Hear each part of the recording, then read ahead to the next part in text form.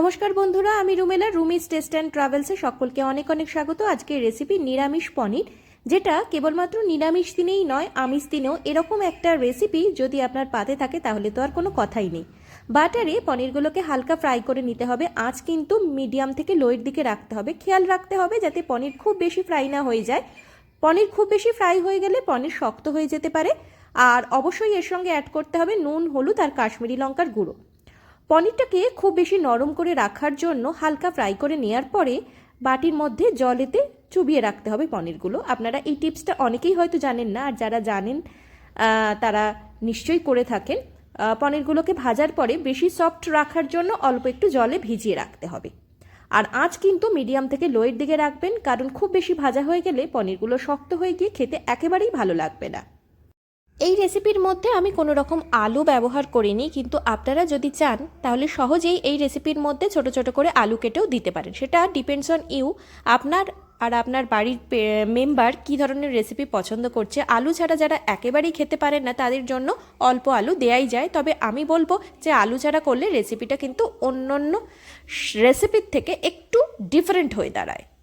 আচ্ছা, যদি প্রশ্ন করেন যে পনিরগুলো কতক্ষণ সময় ধরে ফ্রাই করে নেব, তো আমি বলবো 2 থেকে 3 মিনিট ফ্রাই করে নেওয়ার পরে এরপরে আমরা একটা পেস্ট করব। আর পেস্টের মধ্যে যে উপকরণ থাকবে সেগুলো কিন্তু একেবারেই ঘরোয়া।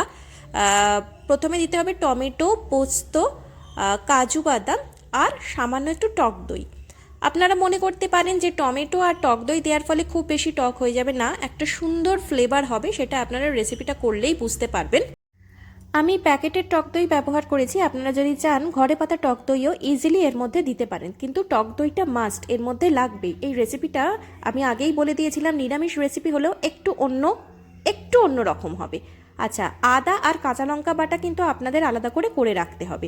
এরপর তেল নিয়ে তেলের মধ্যে গোটা গরম মশলার মধ্যে অ্যাজ ইউজুয়াল যা আমাদের ঘরে থাকে, তেজপাতা, জিরে, এলাচ, শুকনো লঙ্কা, স্টার এনিস যদি থাকে, এই ধরনের সমস্ত গরম মশলাগুলো দিয়ে তেলটা ভালো করে ফুটে উঠলে বা গরম মশলার সুন্দর গন্ধ উঠলে তার মধ্যে আমরা বাদবাকি উপকরণগুলো দিয়ে দেবো। আগেই বলেছি আদা আর কাঁচা লঙ্কা বাটা এর মধ্যে দিয়ে দিতে হবে। এরপরে আদার কাঁচা গন্ধটার যতক্ষণ না যায় ততক্ষণ নেড়ে চেড়ে নিতে হবে। আর এই সময়ও কিন্তু আঁচ একেবারে মিডিয়াম থেকে লোয়ের দিকে রাখবেন, কারণ খুব বেশি হাই ফ্লেম রাখলে কিন্তু গোটা গরম মশলাগুলো পুড়ে যেতে পারে, তেলটা পুড়ে যেতে পারে, তাহলে কিন্তু স্বাদটা পনিরের একেবারেই খারাপ হয়ে যাবে। আর হ্যাঁ, অবশ্যই আদার কাঁচা গন্ধটা চলে যাওয়ার পরে নুন, হলুদ, জিরে, ধনে গুঁড়ো দিয়ে ভালো করে নাড়াচাড়া করতে হবে। আর নুন, হলুদ, জিরে, ধনে গুঁড়ো দেওয়ার পরে টক দই আর পোস্ত বাটার যে মিক্সচারটা আমরা করেছি সেটাও দিয়ে ভালো করে নেড়েচেড়ে নিতে হবে।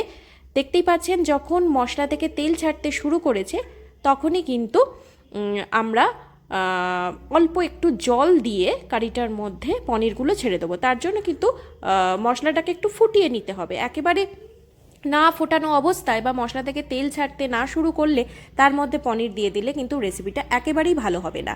আর জলও খুব বেশি মাত্রায় দরকার হবে না, যেহেতু এটা একটু গ্রেভি টাইপের হবে রেসিপিটা, সেই জন্য অল্প গরম জল দিতে পারেন, উষ্ণ গরম জল, তাহলে রেসিপিটায় খুব ভালো স্বাদ আসবে।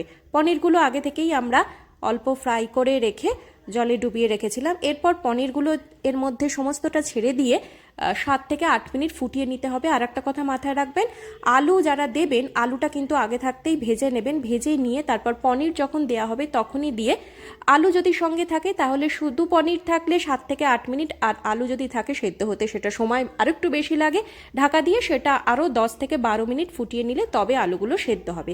এরপরে নামানোর আগের মুহূর্তে মানে 7 থেকে 8 মিনিট পনিরগুলো সেদ্ধ হয়ে যাওয়ার পরে অল্প গরম মশলা আর কসৌরি মেথি অবশ্যই ওপর দিয়ে ছড়িয়ে দেবেন, তাহলে রেসিপিটা একেবারে দুর্দান্ত আর ভিন্ন স্বাদের হয়ে আপনার ভালোবাসার মানুষকে অনেক বেশি পছন্দের একটা রেসিপি আপনি উপহার দিতে পারবেন। আর অবশ্যই নিজেও চেখে দেখতে পারবেন। এমন নয় যে শুধুমাত্র অতিথি আপ্যায়নের জন্য, আপনার নিজের পছন্দের একটা রেসিপি হয়ে উঠতে পারে এই রেসিপিটা। রেসিপি ভালো লাগলে like, share, subscribe my channel.